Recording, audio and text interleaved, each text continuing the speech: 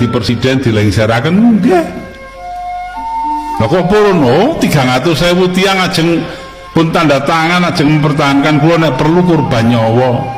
Cuma kula mikir lah iya jabatan nang negara iki dhuwure apa sih presiden iku? Kok sampai harus meneteskan darah manusia Indonesia? Mbah betul perlu. Meneh-meneh terbukti dewi. Meneh-meneh terbukti dewi. Meneh-meneh terbukti dewi.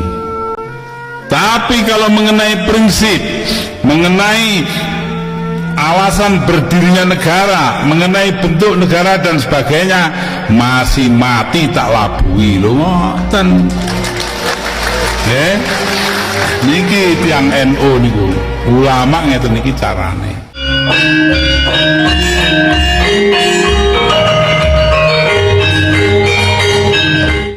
Assalamualaikum warahmatullahi wabarakatuh. Salam sejahtera, salam rahayu untuk panjenengan semua. Sedulur, dalam dunia spiritual, istilah kata karma adalah konsep yang berasal dari tradisi agama dan filsafat India, seperti Hindu, Buddha, dan juga Jainisme. Istilah ini merujuk pada prinsip sebab akibat, di mana tindakan seseorang, baik itu secara fisik, ucapan, maupun pikiran, itu akan menghasilkan konsekuensi yang sepadan, baik itu dalam kehidupan sekarang maupun di kehidupan yang akan datang. Secara umum, karma sering dipahami sebagai hukum moral universal yang itu mengatur keseimbangan di dalam kehidupan. Nah, karma adalah berasal dari bahasa Sangsekerta yang artinya adalah tindakan atau perbuatan, yang secara filosofis karma itu memiliki dua makna. Pertama adalah karma baik, yaitu kebaikan dalam sikap, pikiran, perasaan maupun juga ucapan yang menghasilkan konsekuensi positif.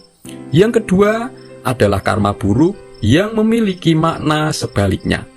Dan karma di dalam konteks modern non-religius, karma itu sering dipahami secara umum sebagai hukum timbal balik.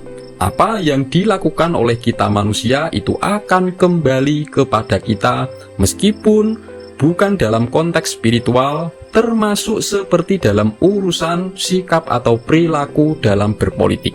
Artinya, kejadian-kejadian politik sekarang dan kejadian-kejadian dalam dunia politik yang akan datang itu juga adalah bagian dari karma politik yang disebabkan oleh perilaku-perilaku politik yang sebelumnya.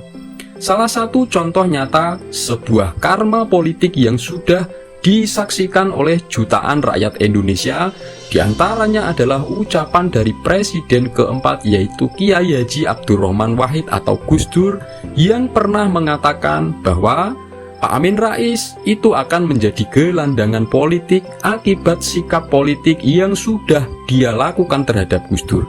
Dan faktanya, perkataan Gus Dur tersebut sekarang sudah sangat nyata terjadi.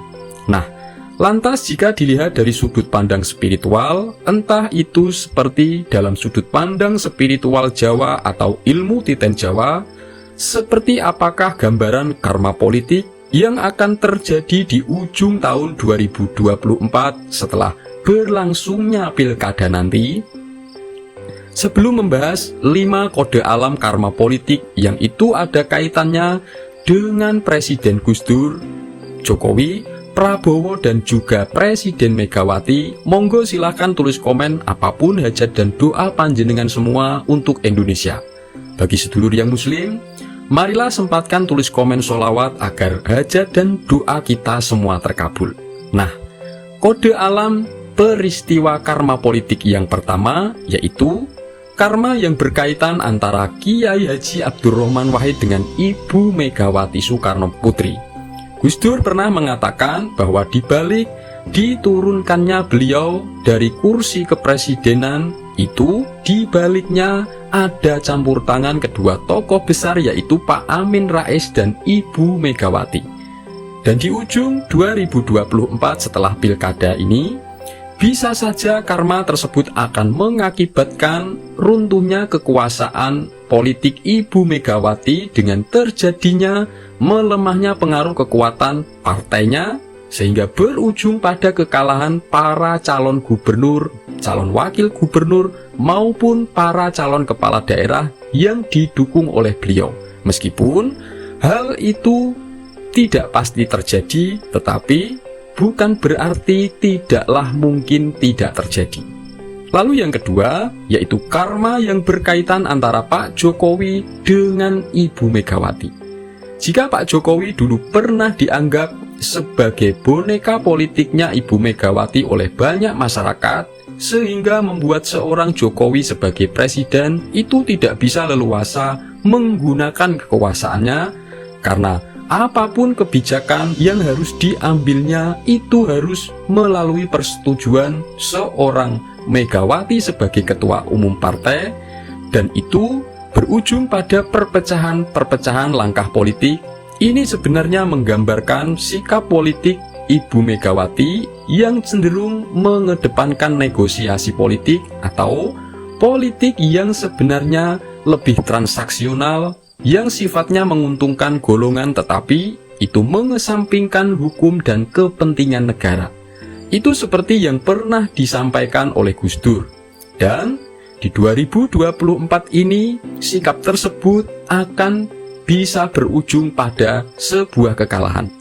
Itu akibat gagalnya negosiasi politik antara Pak Jokowi dengan Ibu Mega yang seharusnya menyatukan Pak Prabowo dan Pak Ganjar pada waktu Pilpres 2024, tetapi beliau lebih memilih memajukan Pak Ganjar, dan itu bisa saja akan semakin berakibat pada kekalahan-kekalahan berikutnya.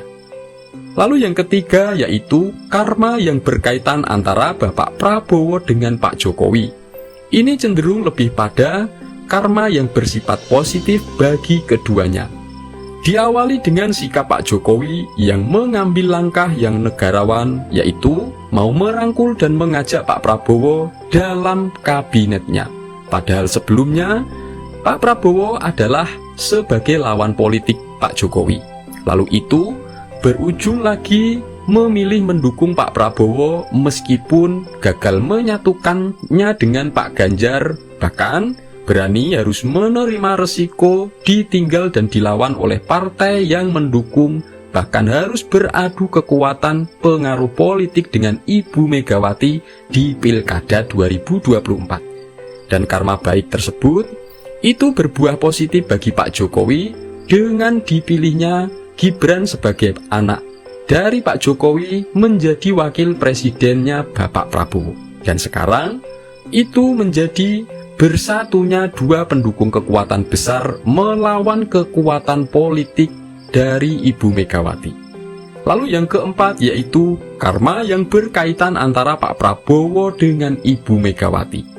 Ini cenderung pada karma politik yang lebih cenderung negatif, mengingat antara Pak Prabowo dan Ibu Megawati itu memiliki perjanjian politik yang diteken oleh keduanya, yaitu perjanjian batu tulis pada 16 Mei tahun 2009 yang jika dilihat dari sisi perjanjian tersebut, langkah politik Ibu Megawati itu justru sebagai pihak yang mengingkari atau mengkhianati perjanjian. Karena salah satu isi perjanjian yang pernah disebutkan Pak Prabowo adalah Pak Prabowo itu bersedia menjadi wakil dari Ibu Megawati dengan catatan pada 2014 beliau balik mendukung Pak Prabowo. Dan ternyata pada Pilpres 2014, 2019, bahkan di 2024 perjanjian tersebut tidak ditepati. Dan ini bisa saja akan berimbas pada kekalahan dalam kontestasi pilgub pilkada yang didukung oleh Ibu Megawati, karena masyarakat sudah lebih condong mendukung langkah-langkah politik Presiden Prabowo. Lalu yang kelima, yaitu karma yang berkaitan antara Pak Jokowi, Pak Prabowo sekaligus Ibu Megawati. Nah, ini cenderung lebih membawa dampak negatif bagi para tokoh-tokoh politik dari kubunya Ibu Megawati yang cenderung berusaha menyerang Pak Jokowi dan selalu berupaya memecah belah bersatunya antara Pak Prabowo dengan Pak Jokowi.